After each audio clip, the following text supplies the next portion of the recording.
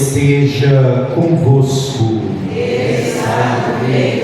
Proclamação do Evangelho de Jesus Cristo, segundo Lucas. Glória a vós, Senhor. Naquele tempo disse Jesus: ai de ti, Corazim, ai de ti, Betsaida, porque se em Tiro e Sidônia tivessem sido realizados os milagres que foram feitos no vosso meio, há muito tempo teriam feito penitência, vestindo-se de cilício e sentando-se sobre cinzas. Pois bem, no dia do julgamento, Tiro e Sidônia terão uma sentença menos dura do que vós. Ai de ti, Cafarnaum, serás elevada até o céu. Não, tu serás atirada no inferno. Quem vos escuta, a mim escuta, e quem vos rejeita, a mim despreza. Mas quem me rejeita, rejeita aquele que me enviou. Palavra da salvação. Glória a vós, Senhor.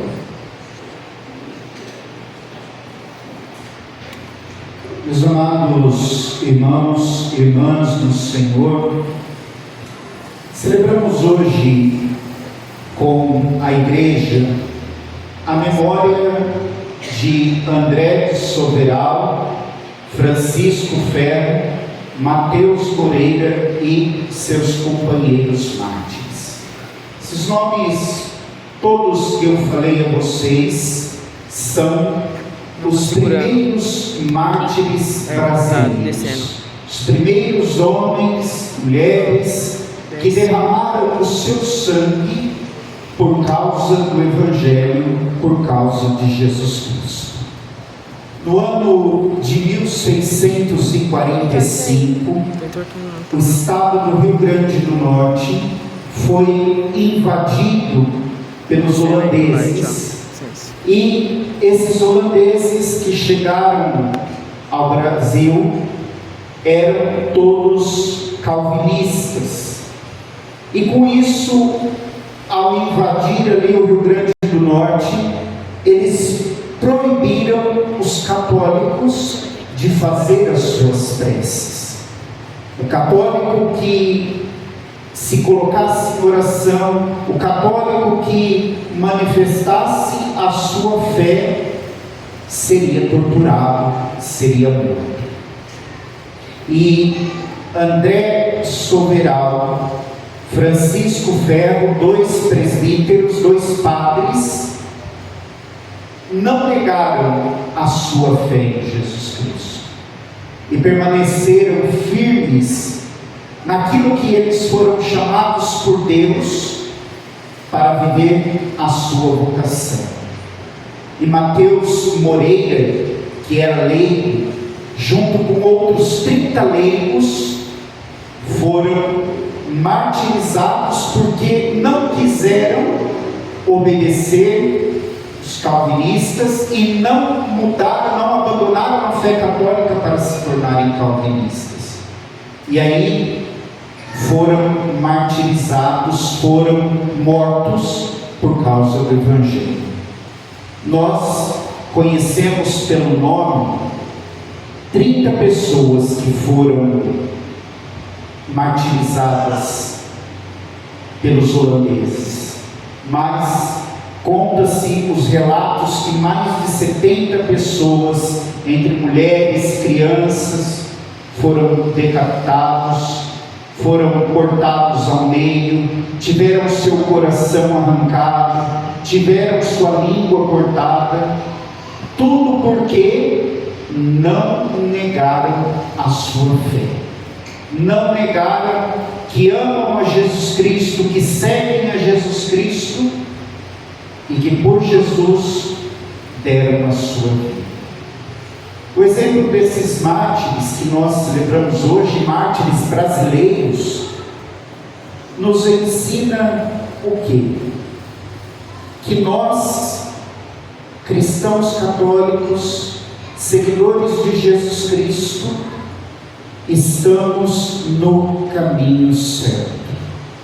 Por mais que nós vivemos em uma sociedade polarizada, por mais que nós temos um monte de denominações de religião, mas a plenitude da graça e da salvação está na Igreja Católica.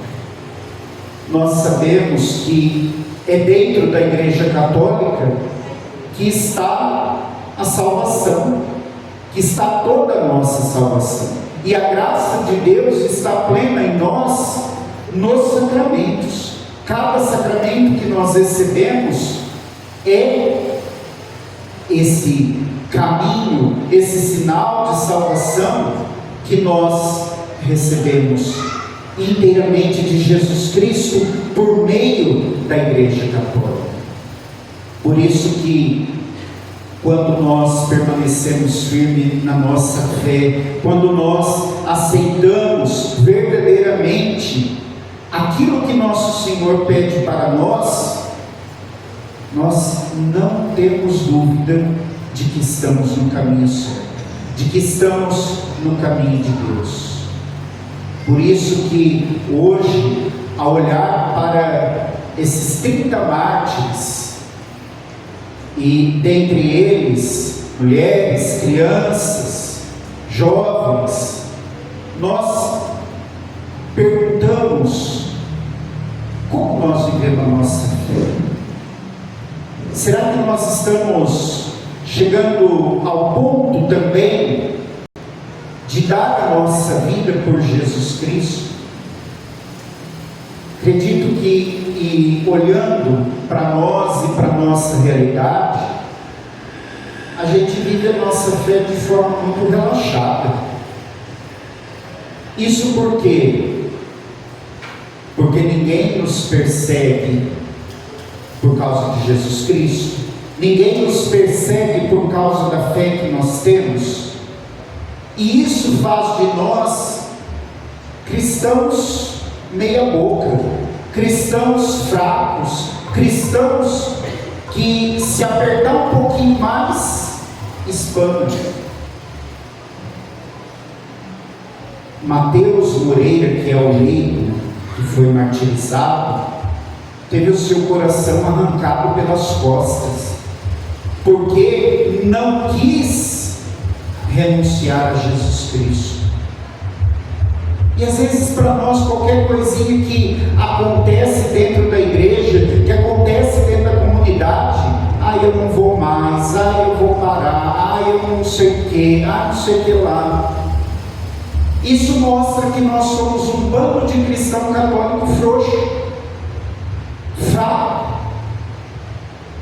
Imagine se alguém disser para nós assim: ou você abandona a sua fé ou você morre. O que nós vamos fazer? Se pergunte: o que eu faria se alguém me impusesse essa situação? Ou você nega Jesus Cristo, ou você morre. O que você faria? Talvez a grande maioria que aqui está: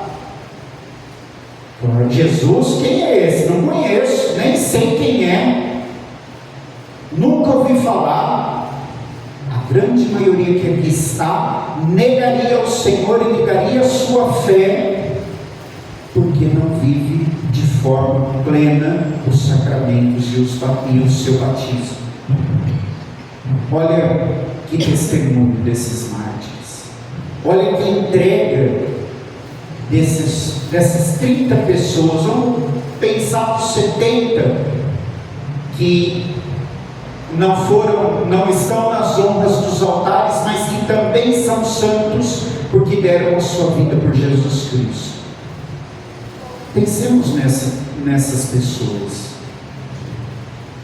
porque se hoje nós temos a liberdade de viver a nossa fé, se nós temos a liberdade de professar a nossa fé em Jesus Cristo e dizer aos 4 cantos que nós somos católicos, foi porque esses homens derramaram o seu sangue, foi porque essas pessoas derramaram o seu sangue antes de nós.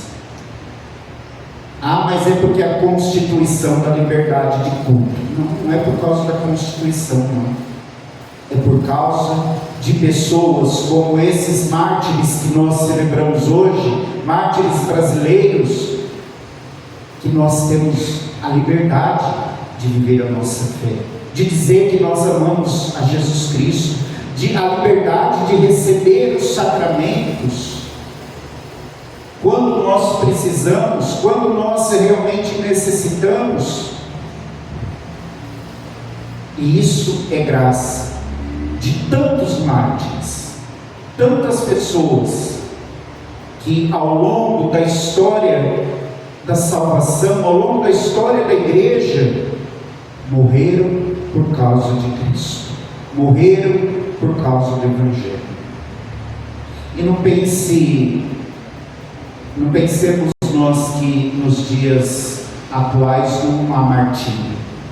Claro que existe martírio, sem o derramamento de sangue, mas existe martírio, porque quantas vezes atacam a nossa fé, quantas vezes talvez nós fomos ofendidos por causa da fé que nós professamos, quantas vezes perdemos amizades, perdemos pessoas na nossa vida por causa da fé.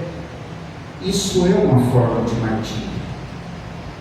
E aí, a quem nós escolhemos? A Jesus Cristo ou a pessoa?